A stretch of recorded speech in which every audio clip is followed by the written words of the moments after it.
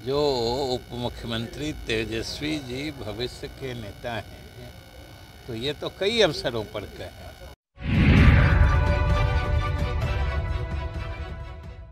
नमस्कार, इन खबर में आपका स्वागत है।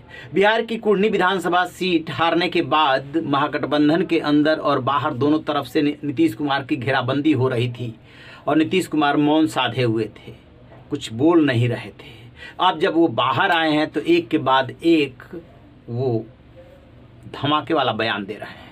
सबसे पहले पार्टी की राष्ट्रीय परिषद की बैठक हुई तो वहां पे खुलासा किया कि किसके कहने पे उन्होंने बीजेपी का साथ छोड़ा, और आज महागठबंधन विधायक दल की बैठक हुई तो उसमें उन्होंने अभी तक जो बातें टुकड़ों टुकड़ों में आती रही थी उस बात को एकदम क्लियर कर दिया कि 2025 का विधानसभा चुनाव तेजस्वी यादव के नेतृत्व में लड़ा जाएगा। उनका जो सफ़र है या उनका जो टारगेट है नीतीश कुमार का वो 2024 तक है, यानी कि पीएम मोदी के मुकाबले पूरे विपक्ष को एक करना। साथ में वो ये कहना नहीं भूलते हैं कि मैं पीएम का उम्मीदवार नहीं हूं। वो बहुत अच्छी तरह से जान रहे हैं कि जो पीएम का उम्मीदवार बनेगा उसका हश्र क्या होना है या कितना टिकेगा। इसलिए हमेशा नीतीश कुमार ये होशियारी बरत जाते हैं कि मैं पीएम का उम्मीदवार नहीं हूं, मेरा काम सिर्फ और सिर्फ बीजेपी को सत्ता से बेदखल करना है और इसके लिए विपक्ष को एक करना है।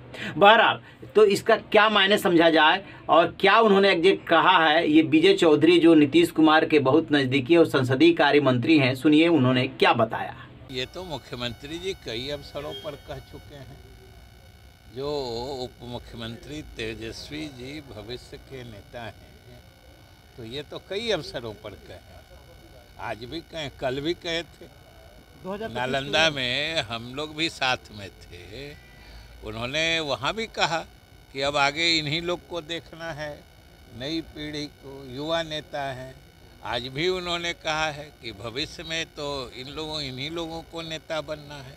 इसमें कोई कन्फ्यूजन, किसको कन्फ्यूजन है? पीएम की उम्मीदवारी को लेकर के उन्होंने साफ कर दिया कि वो उम्मीदवार नहीं बनना चाहते। देखिए, आज भी मुख्यमंत्री जी ने वही कहा है जो वो शुरू से कहते रहे हैं कि वो प्रधानमंत्री पद के उम्मीदवार नहीं हैं। अगले लोकसभा चुनाव में उनकी मंशा मात्र इतनी है कि जितने भी भाजपा से अलग राजनीतिक दल या राजनीतिक ताकतें हैं उनको एकजुट हो जाना चाहिए, और अगर सारे विपक्ष केंद्र में यानी भाजपा से अलग दल और ताकत एकजुट हो जाते हैं तो भाजपा फिर से सत्ता में वापस नहीं आ सकती है। यही चीज़ जो शुरू से कहते रहे। सुना आपने, ये बातें पहले चर्चा होती रही है। नीतीश कुमार जब तक तेजस्वी की तरफ इशारा करके बोलते रहे हैं कि इन्हीं लोग को देखना है, इन्हीं को आगे बढ़ाना है वगैरह वगैरह, लेकिन शिवानंद तिवारी और उनके जैसे जगदानंद सिंह वगैरह ये बात बोलते रहे हैं। कोई 2025 की डेडलाइन देता है तो कोई 2023 की देता है, कोई पहले ही नीतीश कुमार को जो है कुर्सी खाली करने की सलाह देता है। लेकिन नीतीश कुमार तो नीतीश कुमार है, वो कुर्सी ऐसे क्यों खाली करने लगे? उन्होंने बता दिया कि 2024 उनका लक्ष्य है और 2025 में जो है इनको सौंप दी जाएगी पूरे महागठबंधन की कमान, यानी कि ये लीड करेंगे, फ्रंट पे आ करके खेलेंगे तेजस्वी यादव। क्या इसके पहले भी जो है बिहार में मुख्यमंत्री की कुर्सी खाली हो सकती है?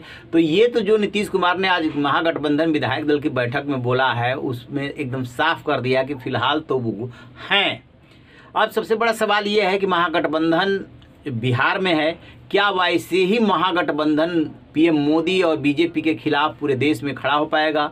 तो उसके लिए नीतीश कुमार जैसे ही पाला बदल करके उधर गए थे और अगस्त में उसके जस्ट बाद उन्होंने दिल्ली की यात्रा की थी, तमाम नेताओं से मिले थे, सोनिया गांधी के साथ वो मिले थे, उसमें लालू भी गए थे सोनिया गांधी से मिलने के लिए। तो इनकी कोशिश तो है एक करने की, लेकिन विपक्ष एक हो तब ना, और किसको लीडर मानता है किसको नेता मानता है ये भी नीतीश कुमार जानते हैं कि इसमें बहुत मुश्किलें आएगी, इसलिए खुद वो अपने को पीछे कर लेते हैं। तो इसके राजनीतिक निहितार्थ यही है कि जो भी आरजेडी और जेडीयू में डील हुई है उस डील के मुताबिक आगे चल करके तेजस्वी को ही मुख्यमंत्री बनना है और उन्हीं को महागठबंधन को लीड करना है।